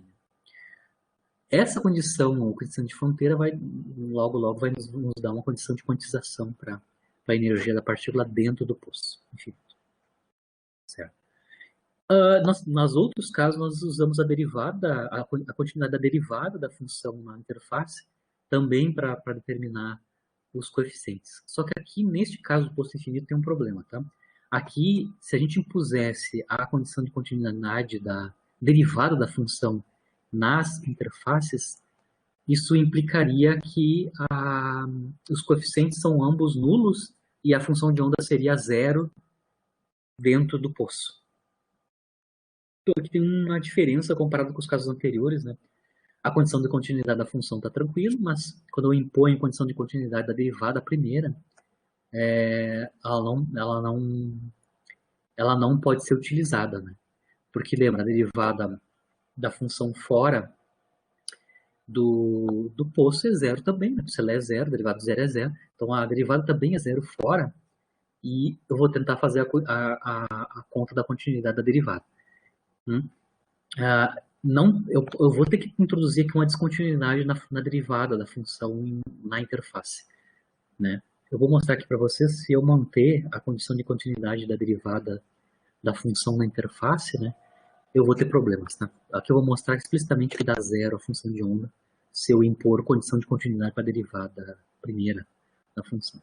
Então, a função dentro da função de onda dentro do poço é onda plana, a derivada da função de onda plana, a derivada da função de onda dentro do poço tem esta cara, é basicamente IK, né? E as ondas planas, a menos a troca de sinal, né? Quando eu derivei essa exponencial, né? Dentro do poço. Então, se eu impor ao mesmo tempo condição de continuidade da função de onda e da sua derivada, aqui, né? Então, aqui, primeiro, na primeira linha, eu tenho a condição de continuidade da função de onda apenas, né? A função de onda fora, em A sobre 2, na interface, tem que ser igual à função de onda dentro, na interface, né? Em A sobre calculada, por exemplo, em A sobre 2, né? Isso vai dar este vínculo aqui, né? Fora, a função de onda é nula. Dentro, na interface, quando x é igual a A sobre 2, eu tenho quando x é igual a sobre 2, eu tenho A mais B, né? A mais B para a primeira condição, certo? No segundo caso, quando eu imponho a condição de continuidade para a derivada primeira, que é a derivada primeira na interface fora, tem que ser igual à derivada primeira na interface dentro, a função de onda derivada dentro, né? Por isso eu tenho essa segunda condição para as constantes A e B, né? Então eu tenho A mais B igual a zero, advindo da primeira condição de continuidade, e A menos B igual a zero, advindo da segunda condição de continuidade, né? Certo? Muito bem. Isso significa, se eu combinar, né, se eu somar ou subtrair essas duas equações aqui, né, aquelas duas relações, eu vou mostrar que A e B são identicamente nulos, e automaticamente se A e B são identicamente nulos, a função de onda é nula dentro do poço. Então eu não vou poder considerar a questão da continuidade da função de onda, a sua derivada, né, nas interfaces. Eu vou ter uma descontinuidade necessariamente da derivada da função na interface, porque senão eu vou ter função de onda nula dentro. Então as constantes A e B vão ser determinadas apenas, unicamente pela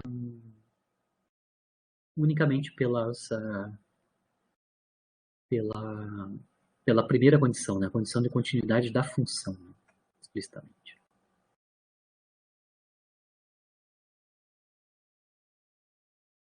Certo? Bom, então usando a condição só na função, né? A condição de fronteira só para a função de onda, ou seja, fora e dentro, a função de onda dentro, na interface A sobre 2 e menos A sobre 2 tem que ser zero, né? Para emendar com a função de onda fora, né? Isso vai me dar duas condições, né? A primeira condição é essa daqui, né? A função de onda fora, calculada em A sobre 2, é igual à função de onda dentro, calculada em A sobre 2, certo? Isso me dá esta condição aqui, tá? Usando, claro, a função de onda dentro escrita em termos de senos e cossenos, né? Aqui. Então, eu tenho esta condição para A e B, e também a função de onda fora, mas e dentro, mas no outra interface, que é a interface x igual a menos A sobre 2, né? Fora em A menos A sobre 2 e dentro em menos A sobre 2, vai me dar essa segunda condição aqui, tá? Então eu tenho duas condições advindas da continuidade da função só nas duas interfaces, né? Vai ser suficiente para determinar quanto é que é os coeficientes A e B. Então, se eu combinar essas duas equações, lembra que dá uma troca de sinal apenas aqui no termos em B, né? Se eu somar e subtrair essas duas relações, eu consigo calcular quanto é que é as condições finais, né? Que tem que ser satisfeitas simultaneamente. Tem que ser satisfeitas simultaneamente.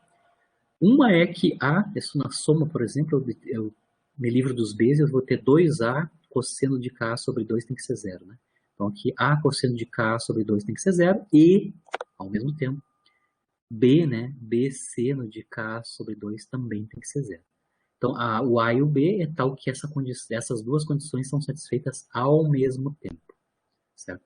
A solução trivial, que seria A e B nula, não pode ocorrer, porque senão vai ter função de onda zero, né, dentro do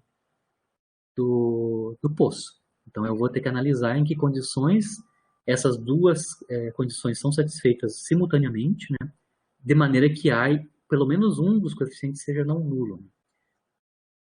Então aqui estão as condições que a gente vai utilizar. Por exemplo, um dos casos em que eu posso obedecer as duas equações ao mesmo tempo é, por exemplo, botar B igual a zero, e aí eu satisfaço, e também com A diferente de zero, cosseno de K sobre 2, zero.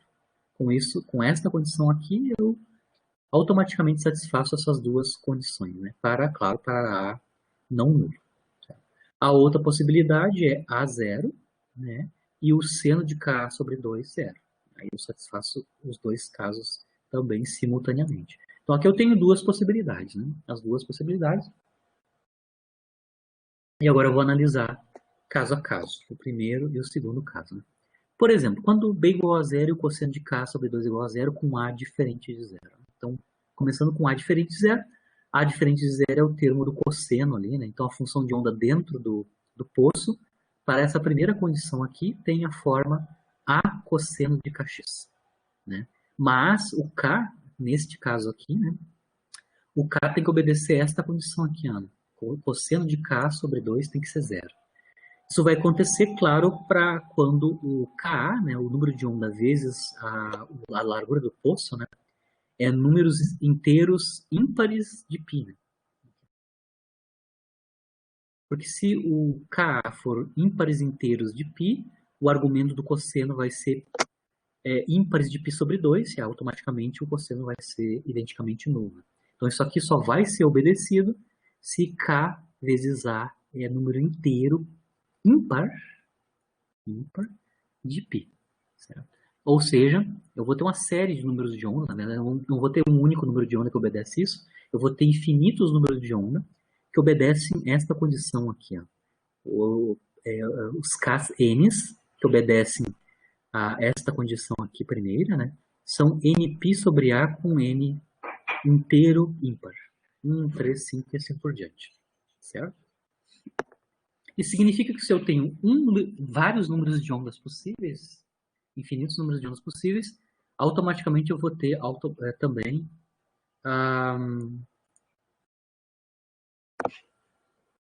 um pouquinho aqui. Eu também vou ter que ter automaticamente várias funções de onda para este caso aqui. Para cada K, para cada Kn, né, eu vou ter uma φ diferente. Então eu vou ter um conjunto grande de autofunções, né, funções de onda, que obedecem automaticamente essa condição aqui para não nulo, né, que tem forma cossenoidal. Né? Então aqui eu tenho φs de n, que são A de n, né, diferentes normalizações a n, cosseno de kn x, né?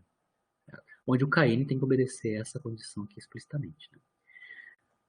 O que eu vou fazer agora é obter quanto é que é a normalização a n para essas funções de onda associada aos n's inteiros ímpares, né? A condição de normalização é a função de onda integrada, módulo quadrado integrado, sobre toda a região espacial até que dá 1, né? Então, probabilidade total 1. Como a função de onda é não nula só dentro da região, só dentro do poço, né? Que vai de menos A sobre 2 até A sobre 2 em x, né? Função de onda ao quadrado. Neste caso aqui, a função de onda ao quadrado é a função de onda ao quadrado associada ao cosseno, né? A n cosseno. Então, aqui eu dentro da integração eu vou ter a n quadrado e cosseno quadrado de knx, né? Integrados num intervalo simétrico, né? Isto é igual a 1, que é a condição de normalização de função de onda, né? Via Schrödinger. Então, aqui necessariamente para normalizar a função de onda, achar o AN, eu vou ter que calcular quanto é que é essa integração, a integração do cosseno quadrado, né? Aqui eu fiz já a mudança de variável, né? Eu vou chamar a variável nova de u knx, né? E integro então cosseno de u du nos limites de integração correspondente, né? Obviamente, quando eu faço a mudança de variável, o resultado da integração está aqui, eu estou já colocando explicitamente quanto é que vale a integral indefinida, né, para cosseno quadrado de knx, toda essa tralha aqui infernal, calculado de menos A sobre 2 até A sobre 2 em x, né? Lembrando que os argumentos que estão aqui, né, quando x é mais ou menos A sobre 2, ou seja, kn vezes mais ou menos A sobre 2, vai dar, se vocês olharem aqui quem é o kn, vai dar n números inteiros ímpares, né, de π sobre 2. Quando eu substituo, então, os limites de integração aqui, vocês conseguem ver, caso esse cosseno que está aqui, tá? Eu vou ter cosseno de kn, substituído os limites de integração, vou ter cosseno de n ímpar multiplicado por π sobre 2. Então, independente se é limite superior ou inferior, este termo aqui é nulo quando eu substituo os limites de integração. Então, vai contribuir para a conta da normalização só esse primeiro termo aqui que é proporcional a x, né? Substituindo os limites. Né? Quando eu faço isso, vai sobrar A sobre 2, né? A sobre 2. Eu tenho um cancelamento, claro, dos kns aqui, né? Eu perco a dependência no kn. O que sobra aqui é só A sobre 2, né? E aí, automaticamente, eu tenho a normalização das funções de onda φn para n ímpar, né? Os ANs valem 2 sobre A, não depende de n, ou seja, a normalização é igual para todos as funções de onda φn, perdão. 2 sobre A. Só depende da largura do poço. E aí, finalmente, a gente tem a forma funcional da função de onda dentro do poço para aquela primeira condição, onde os n são inteiros ímpares, né? Começando com o 1. Né? A raiz de 2 sobre A é a normalização, e o argumento do cosseno é knx, mas o kn é nπ sobre A. Né? Então, eu tenho um conjunto infinito de funções, de autofunções correspondentes aos n's ímpares. Né? Se eu fizer o mesmo procedimento que eu fiz para este caso, ou seja, mantendo agora o b não nulo e satisfazendo ao mesmo tempo essas duas condições, A igual a zero e o seno de K sobre 2 igual a zero, eu vou mostrar, se consigo mostrar, né, que agora a nova condição, né, Com A igual a zero vai ter só termos de seno nas funções de onda dentro do poço, né? E a condição que seno de K sobre 2C0 vai implicar que K tem que ser números pares de π, né? Porque eu vou ter que ter um número par de π aqui para o seno se anular, né? Então agora na segunda condição, Ka, número de onda vezes largura do poço, tem que ser igual a números inteiros pares de π. Então o n é par agora. E aí eu vou ter um conjunto novo, também infinito, de autofunções. Agora, claro, são senos, né? São senos. A normalização é exatamente o mesmo no caso anterior, não precisa nem fazer, né? E o argumento do seno, claro, é nπ sobre A, mas agora os n's tem que ser pares, né? 2, 4, 6 e assim por diante. Certo? O n igual a zero, até comento aqui embaixo, né? O caso n igual a zero não pode ser elevado, porque se nós colocarmos n igual a zero, né? A gente vai ter a função de onda nula, né? Porque aí o seno aqui vai ser zero, e eu vou ter φ de zero igual a zero, né? Que é a função de onda nula dentro do poço. Então, o n igual a zero não entra em nenhum dos casos aqui, tá? O n começa sempre em 1 para os ímpares e começa em 2 para os pares. E eu cubro todos os inteiros a partir do 1. Bom, eu já tinha comentado aqui o fato que os números de onda obedecem a certas condições, né? Eu mostrei que os KNs tem que ser n sobre π sobre A, onde o n pode ser par ou ímpar, né? Em cada um dos casos, né? Vai implicar na quantização da energia. Por quê? Se eu tenho um número grande de n's e os k estão quantizados, os k estão quantizados, os números de onda estão quantizados. Não? Eu vou ter n par ou ímpar, mas eu tenho os k são números inteiros de π sobre A. Certo? Automaticamente, se os números de onda ao quadrado são proporcionais a E, automaticamente, devido à quantização dos k, eu vou ter quantização dos E's, ou seja, das energias dentro do poço. Né? Então, os níveis de energia da partícula dentro de um poço infinito, né, é quantizado, e eu vou ter um número infinito de estados possíveis de energia, né, de estados de energia possíveis, que vão corresponder com os n's correspondentes, né, 1 até infinito, certo? Então, eu tenho duas coisas acontecendo aqui. Eu tenho quantização dos níveis de energia. A quantização dos níveis de energia, no final das contas, vem, se vocês lembrarem, vem da imposição das condições de contorno ou de fronteira para a função de onda. Isso vai sempre ocorrer para qualquer caso, tá? Sempre que eu tenho partícula que eu vou ter confinamento, né, partículas confinadas, independente do tipo de potencial, né, eu tenho uma condição de fronteira, automaticamente eu vou ter quantização da energia. E no caso aqui eu vou ter, devido às características dos números de onda, eu posso ter infinitos estados para cá, e isso automaticamente vai implicar em infinitos estados de energia. Certo? Quantizados, claro. Né? Quanto aos números de onda de comprimentos de onda de Broglie da partícula para cada n, né, a gente consegue mostrar claramente que os comprimentos de onda de Broglie da partícula, que são os φ de n, como o n é quantizado, né, lembrando que o número de comprimento de onda é 2π sobre o número de onda. Né? Então, como o número de onda é quantizado, automaticamente os comprimentos de onda de Broglie também são quantizados. Então, dentro de um poço infinito, o comprimento de onda de Broglie da partícula confinada dentro do poço infinito só pode existir em números inteiros ou semi-inteiros da largura do poço. Aqui está 2 sobre n, né, com n podendo ser par ou ímpar, né, vezes A. Então, os comprimentos de onda de Broglie só podem ser inteiros, né, ou semi-inteiros, inteiros quando n é par e semi-inteiros quando n é ímpar, né, de A. Então, eu tenho também, além da quantização da energia dos números de onda, eu tenho também uma imposição de quais são os números de onda. Os números de onda é automaticamente os comprimentos de onda de Broglie, né, da partícula dentro do poço. De novo, as ondas de matéria associadas com as partículas confinadas, né, são tipo ondas estacionárias que têm modos, né, os nós, né, das ondas estacionárias. O fato de eu ter vários tipos de possibilidades para o comprimento de onda de Broglie vai corresponder aos diferentes nós, né, que a onda estacionária, representando a partícula, na dualidade onda-partícula, pode obedecer. Né? Aqui eu estou calculando explicitamente. Então, se eu sei que a condição de quantização para os números de onda é Kn, os números de onda existem em números inteiros de π sobre A, né? O n pode ser par ou ímpar. Isso implicará automaticamente que k quadrado é proporcional à energia. Então, se eu elevar ao quadrado ambos os lados, ou seja, elevar ao quadrado o n e o π sobre A, né? Eu posso mostrar claramente que os níveis de energia são quantizados devido à quantização dos k's, né? E aqui eu tenho a expressão geral para os níveis de energia da partícula dentro de um poço, né? De largura A e infinito, né?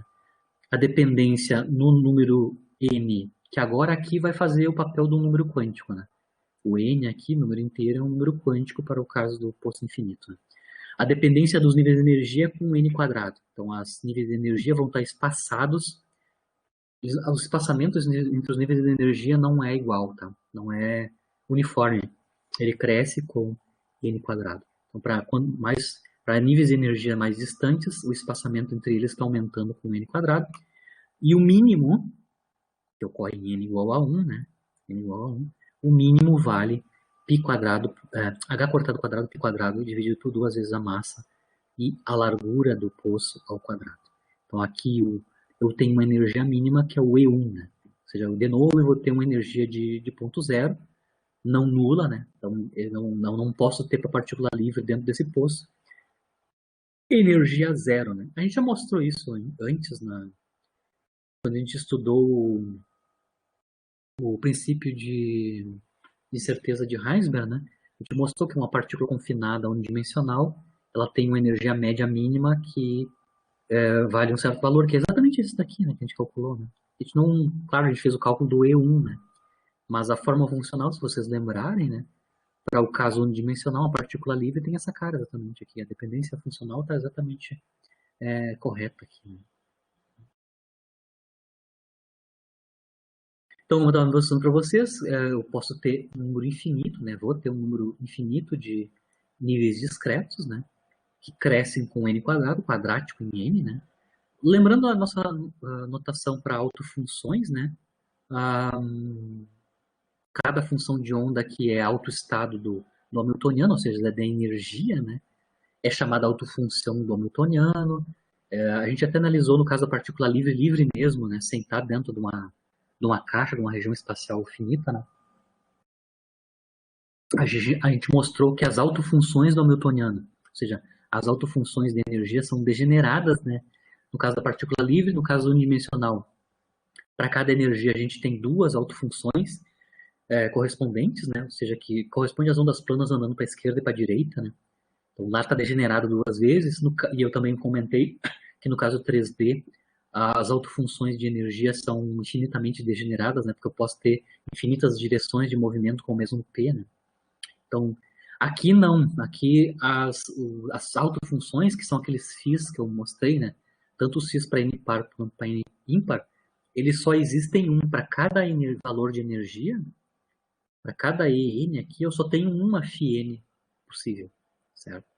Automaticamente, isso significa que os autoestados aqui para o poço infinito são não degenerados. Só existe uma autofunção, ou seja, uma função de onda, para cada nível de energia. No caso da partícula livre completa, não acontece isso, ela é degenerada, né? Duplamente degenerada no 1D e infinitamente degenerado no 3D, né? Como eu comentei. Então aqui a representação gráfica, né, da esquemática dos níveis de energia, começando com o menor nível, que é o E1, né, que é não nulo, N igual a 1. Depois nós temos o N igual a 2, ou seja, eu tenho um aumento por fator 4, porque eu tenho dependência em N quadrado, né? Então o segundo nível de energia acima do fundamental, né, acima do fundamental, é 4 vezes a energia do fundamental. Para N igual a 3, eu tenho 9 vezes a energia do estado fundamental e assim por diante com dependência quadrática em M, né? Então, como eu estava mostrando para vocês, os níveis de energia, eles começam a se espaçar muito, né? O espaçamento não é igual entre um nível e outro subsequente, né? Aqui em detalhamento das autofunções, daqueles dois conjuntos, né? Aqui tem um gráfico mostrando esquematicamente, né, as três autofunções, começando com n igual a 1, 2, 3. Lembrando que para n igual a 1 as funções são cossenoidais, né? Lembrando que a função de onda sempre, por imposição da condição de contorno, né, é nula em mais ou menos A sobre 2, né? Então aqui ela sempre vai se anular.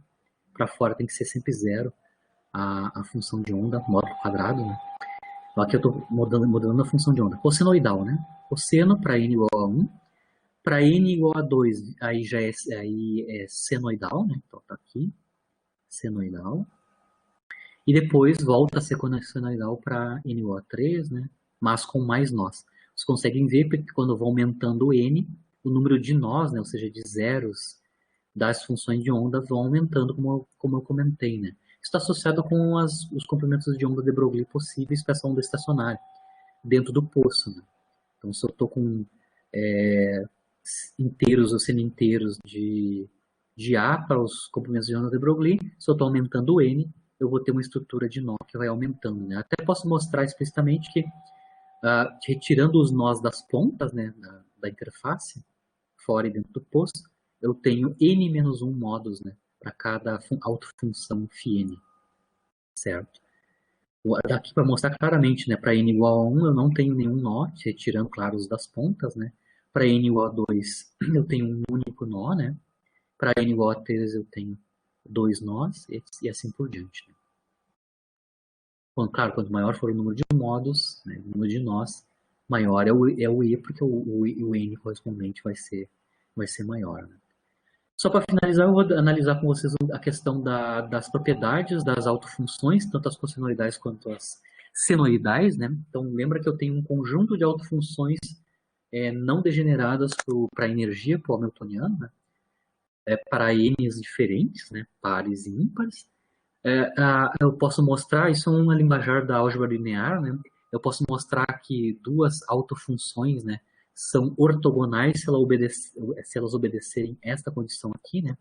Se eu tenho duas autofunções, né, uma φn e uma φm, tá? Com n diferente de m, porque se n é igual a m, a gente já sabe, é o psi quadrado, né? É normalizado a 1, a gente já conhece isso aí, né? Mas o caso quando os n's e os m's forem diferentes, né? Elas são normais, né, ortogonais, porque elas obedecem essa propriedade aqui, né, para funções de uma variável. Né? Funções de uma variável são ortogonais se isso aqui é obedecido. Né? Se eu integrar sobre a largura do poço, né, em x, psi estrela n, psi m, ou seja, aqui eu tenho mudança, né, do psi estrela psi, né, mas com n diferente de m, né, isso tem que ser zero. Se isso é obedecido pelas autofunções, elas são ortogonais no linguajar da álgebra linear. Eu posso dar um pulo no escuro assim, ó. Função de onda na representação de Heisenberg, né, da mecânica matricial, as funções de onda vão corresponder a vetores de estado num, num espaço vetorial específico, é o espaço de Hilbert. Então é vetor mesmo, né? Então, esses vetores são ortogonais. Né? O fato dos vetores serem ortogonais implica que as autofunções, as funções de onda que representam o estado, são ortogonais também, né, automaticamente. Mas você consegue, eu vou mostrar aqui explicitamente que isso aqui é obedecido para quaisquer uma das autofunções não degeneradas para o poço infinito, tá? Bom, eu vou fazer o primeiro caso, vou mostrar que isso aqui é verdade sempre, né? Porque o primeiro caso explícito é quando o n é diferente de m, mas, por exemplo, quando eu tenho um n par e um n ímpar. Não importa quem é par, quem é ímpar. Por exemplo, eu tenho um n par e um m ímpar. N par corresponde a senos, né, nas autofunções, e m's ímpares corresponde a cossenos. Então, por exemplo, eu tenho esses caras aqui, tá? Com n ímpar e n par, por exemplo, certo? N ímpar me dá cossenos para a função de onda e n par me dá senos. Certo? Quando eu tenho este caso, né, quando m e o n são pares e ímpares, né, não importa quem é par quem é ímpar, eu vou ter essa integração aqui. Né? Essa integração sempre vai ser zero, porque eu tenho aqui dentro do integrando, com um intervalo de integração simétrico, né, uma função ímpar. Eu tenho um cosseno, que é uma função par, multiplicado por uma função ímpar, que é o seno. Então, o produto cosseno-seno é uma função ímpar. Quando eu integro uma função ímpar no intervalo de integração simétrico, isso é sempre zero, lá do cálculo 1. Então, Quando eu tenho diferentes paridades para o N e o M, automaticamente é sempre zero essa integral. Resta mostrar que os outros casos também é zero esta integração. Então, vou começar para os casos, vou mostrar ambos os casos, onde ambos são pares, os N são ambos pares ou são ambos ímpares. Então, vou começar aqui com ambos, os N são ambos ímpares, o N e o M ímpares. Isso corresponde a cossenos nas funções de onda.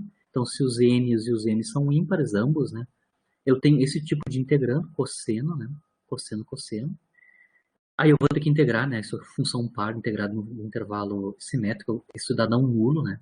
A princípio dá não nulo, mas poderia dar não nulo. Né? Eu vou abrir aqui ó, a conta, né? Obviamente aqui eu vou reescrever o integrando, eu vou escrever em termos de n e m explicitamente, né? Então eu faço uma mudança de variável, né?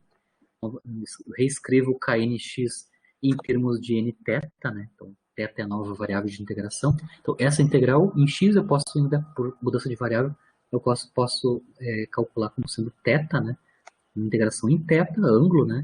Que vai de menos π sobre 2 até π sobre 2, intervalo simétrico. Então, cosseno de nπ, cosseno de nθ vezes cosseno de mθ. Integrando, né, se ambos os n e m forem pares, integro, aqui está a integral indefinida, né, para esse argumento, né, produtos de cosseno com n's e m's diferentes, mas pares. Né. Vocês conseguem ver aqui que são senos, né? Nesses limites de integração. A soma de dois caras pares, dois inteiros pares, e a diferença de dois caras pares é par. Então, soma é par, a soma NM é par e a subtração NM é par se os dois são pares. Né? Então, eu tenho pares multiplicando limites de integração que são π sobre 2. Né? Números pares de π sobre 2 vai dar pares de π. Né? Pares de π. Pares de π vão cancelar ambos os senos e automaticamente então, o resultado da integração é zero. E finalmente, se os dois caras são ímpares, né, o n e o m são ímpares, para n's ímpares, a gente tem os senos, né, nas funções de onda. Né, e para que eu vou ter um produto de senos para integrar, de novo eu vou ter a mudança de variável, essa é a integração indefinida para senos, né, de novo, eu vou ter uma soma de caras ímpares, 3 por 3 é 6, né? E uma subtração de dois ímpares também, 5 menos 3 é par também. Então aqui, de novo, ambos os argumentos são pares, tanto na subtração quanto na soma. Se os dois caras, o n e o m, são ímpares, né? Quando eu substituo os limites de integração, vai acontecer no caso do anterior, né? Eu tenho um número par, um inteiro par, multiplicando por mais ou menos π sobre 2. Isso vai dar zero de novo para a integração. Então, eu consigo mostrar explicitamente para todos os casos, né? Par ímpar para NM e par ímpar ímpar para NM. Ambos vão dar integrações nulas para essa integral. E significa em álgebra linear que as autofunções, então, são ortogonais. Né? Ortogonais e normalizadas a 1. Né? Então, eu tenho uma base ortonormal na linguagem da álgebra linear para os autoestados do hamiltoniano para o poço infinito. Certo? Bom, só comentei com vocês que tem uma energia mínima, né, que a gente já conhece lá do princípio de certeza, né, tem uma energia mínima que é proporcional inversamente proporcional ao quadrado do tamanho do poço, né, da largura do poço, onde a partícula está confinada. Né. Lembrando que aqui no caso do poço eu tenho a incerteza da medida da posição, né. A incerteza da medida da posição tem que ser da ordem da largura do poço, né? Isso automaticamente vai introduzir uma incerteza correspondente pelo princípio de certeza na medida do momento, né? E aí eu não vou ter como medir momento nulo explicitamente, né? Exatamente zero. E eu vou ter um mínimo da energia média, né? Que é essa criatura aqui, que é a energia de ponto zero. Certo? Então, acaba a aula de hoje para o poço infinito. Claro, na aula que vem, eu vou ainda falar das paridades, né? Mas na aula que vem a gente vai tratar o poço finito, né? Que eu vou deixar, então, baixar a altura do potencial para valores de U zero não infinitos, né? Finitos, né? E a gente vai ver o que vai acontecer com a mudança. Então, só para encerrar, eu vou analisar a questão das paridades, né? Bem rapidamente, a gente viu que as autofunções são todas senos ou cossenos. No caso dos cossenos, a gente tem uma função par, né? E no caso dos senos, a gente tem funções ímpares, mas vejam bem, qualquer uma das autofunções, qualquer um m, qualquer um dos m's, né, tem paridade definida, ou seja, paridade definida significa que a função correspondente ou é par ou é ímpar. Eu posso construir funções que não têm paridade definida. Por exemplo, e na menos x é uma função que não tem paridade definida. Mas o seno e o cosseno têm paridade definida. Cosseno é par, seno é ímpar. Então, ainda uma propriedade final das autofunções associadas às energias do poço infinito é que elas são autofunções que têm paridade definida. Ou elas são pares, ou elas são ímpares. A gente pode mapear a definição da paridade, o fato de elas serem com paridade definida, porque o potencial, né, a energia potencial é simétrica em torno da origem, né? A gente consegue mostrar que o U de menos x é igual ao de U de x. Na verdade, a gente pode mostrar no caso geral, assim, ó, eu vou ter sempre autofunções de paridade definida se já falando aquela coisa que a gente viu lá sobre comutadores, né? A gente estudou um pouquinho sobre comutadores, né? As autofunções vão ser de paridade definida toda vez que o operador hamiltoniano comutar com o operador paridade. Então, eu posso construir um operador, que é o operador paridade, né, que troca x por menos x nas autofunções. Se o hamiltoniano do sistema comutar com o operador paridade, sempre as autofunções desse operador hamiltoniano, né, são as funções de onda, sempre vão ter paridade definida, certo?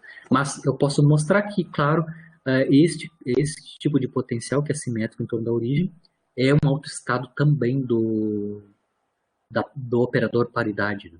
Mostrando que se eu tenho autofunções comuns, né, eu posso ter autofunções comuns quando os dois operadores comutam, né? No caso aqui é o hamiltoniano e o operador paridade, né? Mas, dizendo de maneira bem resumida, o fato das autofunções terem paridades bem definidas advém do fato que o potencial, a energia potencial é simétrica, né? Tem uma simetria, né? Tem paridade definida também. Né? Então, se o potencial tem paridade definida, automaticamente o hamiltoniano, né, vai ter paridade definida também. Certo? Certo? Eu encerro por aqui, então na aula que vem a gente vai seguir. Claro, eu vou fazer alguns exercícios de fixação sobre o poço infinito, os níveis de energia, basicamente, que a gente fez, né? E seguir para a extrapolação desse caso que a gente fez hoje, que é o potencial de poço finito, né? Está aqui a representação gráfica, né?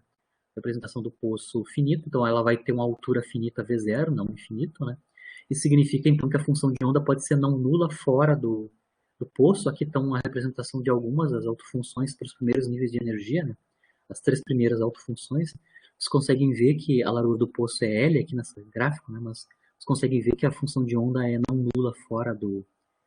Claro, decrescendo exponencialmente com a posição, mas não nula fora do poço, né? Então a gente vai fazer a análise, é um pouco mais complicada aqui no caso do poço finito, né? A condição de contorno, né? A condição de contorno é um pouquinho mais complicada de se determinar qual é que são os níveis de energia, né? Os níveis de energia aqui foram muito, muito simples, né? Basicamente os Kn estavam quantizados em número inteiro suminteiro de π sobre A, né?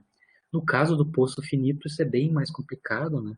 A condição de contorno tem um caráter mais não tão simples como o caso do poço infinito que a gente viu hoje, né? Mas a gente vai ver em detalhe na aula que vem tanto exercícios do poço infinito quanto a análise detalhada do poço finito, né? Poço finito, que é o mais realístico, né? Claro que a gente pode ter casos físicos, a gente pode representar com um poço infinito, mas na maior parte dos casos...